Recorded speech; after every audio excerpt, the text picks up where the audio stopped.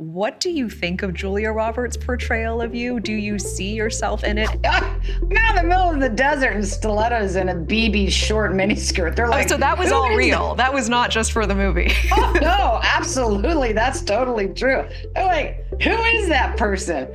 I have wondered, have you ever experienced moral fatigue or numbness from repeated exposure to these sort of environmental injustices, and how do you prevent that in your own heart? I do. And I would tell you there's many times I actually feel depressed. And stop thinking that what you don't have is your weakness, because I think you're going to learn that that weakness is actually your strength. How serious is the water crisis in our country? We're going to have to start being prepared, because there are ways we can defend ourselves against these assaults. Hi there, I'm Natasha Zouves. In this very special episode of The Truth of the Matter, we are joined by Erin Brockovich. Yes, the Erin Brockovich, made a household name by that Oscar-winning Julia Roberts film. She gets candid, talking about what keeps her up at night, what it was like having her story adapted by Hollywood, and the new fights she wants every American to know about now. Here's our conversation. Erin, I want to ask you, how do you separate your identity from the Erin Brockovich persona that Hollywood and the media has constructed for you? I don't know that I do, because that's who I was. You know, I never did what I did thinking any of this would happen. It's just who I was. I was born and raised in the Midwest. I got a really good set of common sense skills. I observe everything. That's probably because of my dyslexia, so I'm always paying close attention. But I grew up, and my greatest role model in my life was my dad. He was an engineer, and he taught me so much. But what he left me with was, Erin, I'm afraid in your lifetime, water will become a commodity. And I want you to understand the greatest gifts we have is our land to grow food, our water to sustain, and our health. That's it. And so Erin Brockovich is Erin Pattee. That's who I grew up. She's one and the same. Somebody just came along and made a movie about it. But I have to tell you, everywhere I go, she exists in all of us. I remember the first time you told me about your father, and I got chills, and I still have them today. What a legacy he has in you. I've always wanted to ask you, what do you think of Julia Roberts' portrayal of you? Do you see yourself in it? And do you have a favorite scene from that movie?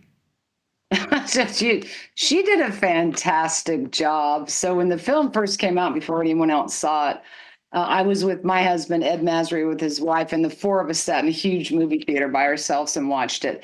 Ed was more engaged on Julia. I was more engaged on Albert Finney and those roles. And he said, oh my God, she nailed it. And so did Albert Finney. You know, I don't know Julia at that deep personal level, but the moments I did have with her, you can feel it. It's just in her. She cares about these things. I think that we all do. And a lot of it's about learning about yourself and finding that courage to step up and step out of your comfort zone and out of that so-called box of self-limitations where you think you can't when you can. So I thought the casting was fantastic. I see it. Is there a specific scene as you were watching it where you were like, this is good, this is spot on? There was quite a few. There was a couple that really actually got me, you know, sitting there and watching those moments with the families or what they went through, and just brought back that for me. A lot of stuff made me giggle and laugh about working at the law firm. You know, I was very upsetting to people at the law firm. I was pretty mouthy. I wasn't checking in and out on the time clock the way I was supposed to. I was very disruptive. And a couple of those moments gave me a pretty good giggle. Is there anything you wish the film hadn't left out? Was there anything missing that you wish were in there? You know, that's a really good question.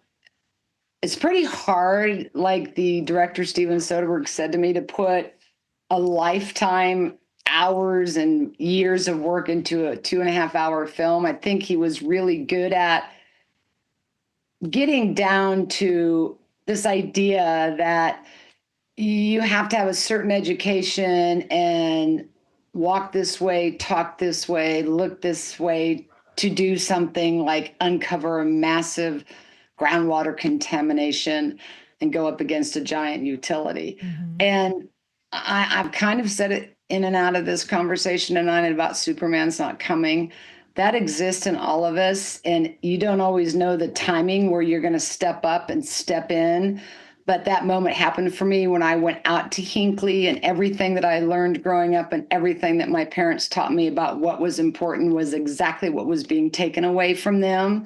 And it just struck me that I had to lean into this. And I felt what they were already going through. You know, people would ask questions, they would just be put off. And when I first showed up, it was, you're not a doctor, you're not a lawyer, you're not a scientist, you're not this, you're not that. Why should anyone even, I don't know, talk to you or believe in you? And I was gobsmacked, because you don't have to be any of that to be a strong human with a good conscience, a big heart, and to have courage, and to know when you're standing there staring at two-headed frogs in green water, you're in a situation where all I need to be is me. And that's where I just leaned into it. And it's kind of been that way ever since. Yeah. But this is a real moment of self-growth for every one of us, because we've always got these stops on us, or we've often been placed in a box, or we've been labeled or perceived that we're this or we're that. And we step back. And I think what you have to do when you step back is turn it inward. And I do so many things in my life that are compared to nature. And in this moment, I'll tell you, it's like we have to be a caterpillar. The only way a caterpillar can morph into a butterfly, it has to dissect itself first. And I think this is about stepping back and seeing who you are and embracing the good, the bad, the ugly, the indifference, and everything else. And stop thinking that what you don't have is your weakness, because I think you're going to learn that that weakness is actually your strength. Yeah, what an incredible Don't message. be afraid of it. And Erin, what qualities have you learned to cultivate along the way that you didn't start with? I don't know, control my temper, maybe. Not necessarily have a knee-jerk reaction. Watch my F-bombs. I think there's a lot of things. It took me a really long time. I began my work at 31 out there, single mom of 3. I'm now 64 and a grandmother of 4. And it wasn't really until about this last decade that I've been able to kind of grab and really look at what happened and what I was doing. And in that moment, you can kind of look back and go, I should be a little more careful about some things like that. But I think generally for me, I'm pretty feisty, and I've learned to step back just a little and take a deep breath before I come back in. Because I got to be honest, at the end of the day, that kind of frustration, that kind of anger, it wears you out. So I have to just learn to take some breaths. I hear that advice. I mean, what would the Erin Brockovich of 1993, of Hinckley 1993, find unrecognizable about the Erin Brockovich of today? Just what I said. I mean, because she's usually right out the gate, and there you go, flying some birds and dropping some F-bombs, and I can't do it on TV. She might go, what happened to you and where are you? She does come out, but I've learned to occasionally take a step back, breathe, reboot, recalculate. I'm pretty strategic. I'm pretty certain about vetting information before I just jump out there. So I like to have all my ducks in a row, but that younger self might be going, what's wrong with you? Oh, she still chats with me. I remember you telling me that you still receive so many messages every single day of people asking for help, sounding alarms in their own communities. Yeah. I've always wanted to ask you, how do you process and carry the weight of people's expectations when they view you as this symbol of hope? I can't. It's too overwhelming. We try to, delegate it out because I I'm not an expert in everything. I don't know that anybody is. And it isn't just water, it isn't just environment. It can be a whole lot of issues. Like I told you earlier, I'm a dyslexic. It could be school issues. It could be learning problems. It could be mental health problems. It could be a whole host of things. I can't even get through everything that comes through on my Facebook or the mail, but I feel like an air traffic controller some days. Is this something legal? Is there a firm that I could get this information to? Is there a support group where I could get information to? Is this something that I need to dive into? How can I help guide or give tools or pass along information to a community or a mom? And I'm going to say this right here. I guarantee you, on every single environmental case I've done, it always begins with one pissed off mom. Every single time. And if I can find her and she's there and just work with her a little and give her the tools, the minute she takes off, I just become the cheerleader. So it gets hard and it's very overwhelming. And I would not be honest if I was telling you, I can get back to everybody. It's just become almost impossible to do so. And Erin, before everyone knew your name and knew who you were, how did you build that rapport and that trust walking into communities you were not a part of, where you didn't know anyone, where that you did not have that connection? How did you do that? Well, in Hinckley, I was just an oddity. They're like, I'm out in the middle of the desert in stilettos and a BB short miniskirt. They're like, so that was all real. That? That was not just for the movie. Oh, no, absolutely. That's totally true. They're like, who is that person? And somebody would talk to me and I'm just me. I never act bigger or better or smarter or stronger than anyone. I'm like, yeah, so what? And then we just start having a conversation. They're the greatest people ever. And from the moment, and every single one of these environmental issues, every single community I work with, they're just fabulous. We have these ideas of what people aren't going to be like. And I just don't have any pretense with them. I am who I am. And they just always seem to be receptive. And I've kind of been like that my whole life. People just love to sit down and chat with me, and I like to have a chat with them. And it's amazing what you can find out when we let our guards down. And such an important message, especially in this moment in time when so many neighbors don't seem to see eye to eye anymore. Erin, and that's okay if we don't. Yeah. I always love a great fight. I always love a disagreement. Life is not fun if we always agree. I do not want to be on the disagreement end with Erin Brockovich. I can tell you that much. I've known you a couple of years. I do not want that. Glad we're on the same side. You just have to listen and take the information in. Okay. I have wondered, have you ever experienced moral fatigue or numbness from repeated exposure to these sort of environmental injustices? And how do you prevent that in your own heart? I do. And I would tell you there's many times I actually feel depressed. It just feels very overwhelming. And what I do, I think of this like a computer. So, your computer, when all that data comes in and it's trying to, process it all, and the blue dot just spins around and around and around. That's exactly what can happen for us. And I think we're all even experiencing it today. There's so much data coming in. There's so much newness coming in. There's so much changes coming in. There's so much disagreement coming in that you just feel like you're going to fly right off the earth axis or your brain's going to explode. And that is a moment that I've learned to recognize.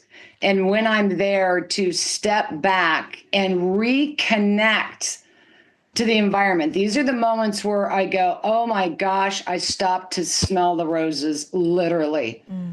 Wake up early and watch the sunrise. Go down and walk on a beach if you can. Just go down to the river and listen to the sounds of the birds or children laughing as they play in a park. All of these things that we forget.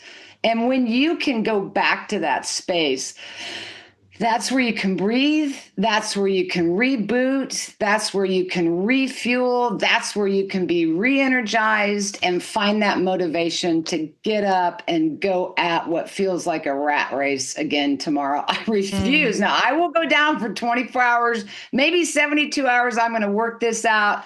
I'm going to breathe and reboot. And I want to ask you about your book, Superman's Not Coming, because in this book, you talk about the invisible threats in our water, the PFAS, the lead, the chromium-6, the list goes on, substances you cannot see, you cannot smell, you cannot necessarily taste. How serious is the water crisis in our country, and what do people need to know?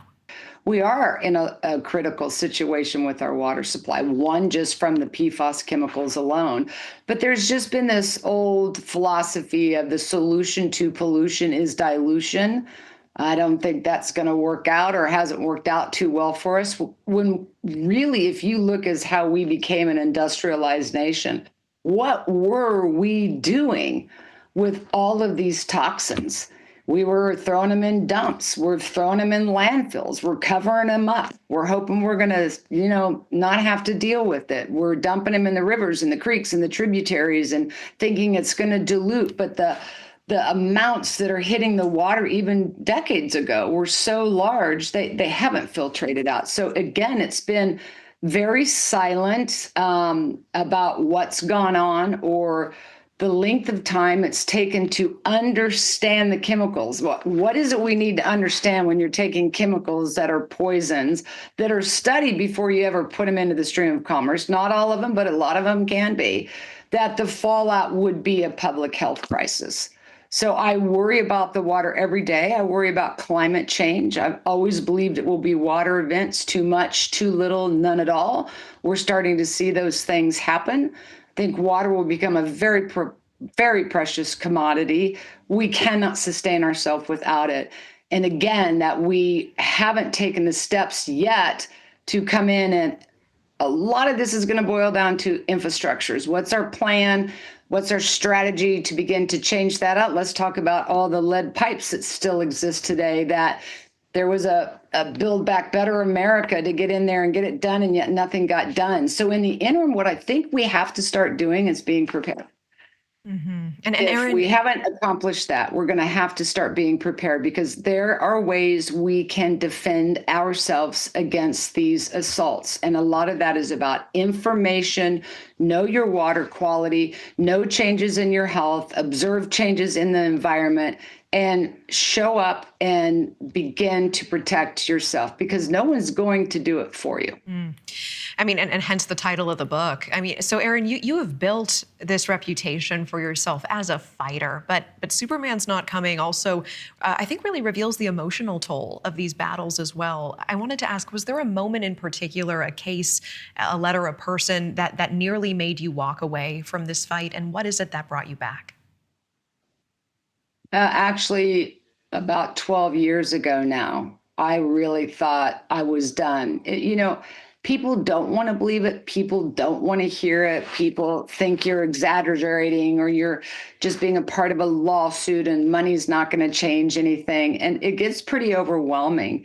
Again, when I started in the early 90s, I thought it was a one-off. I had no idea the depth and the breadth of an extent that this was happening, not only here at home, but at a global level.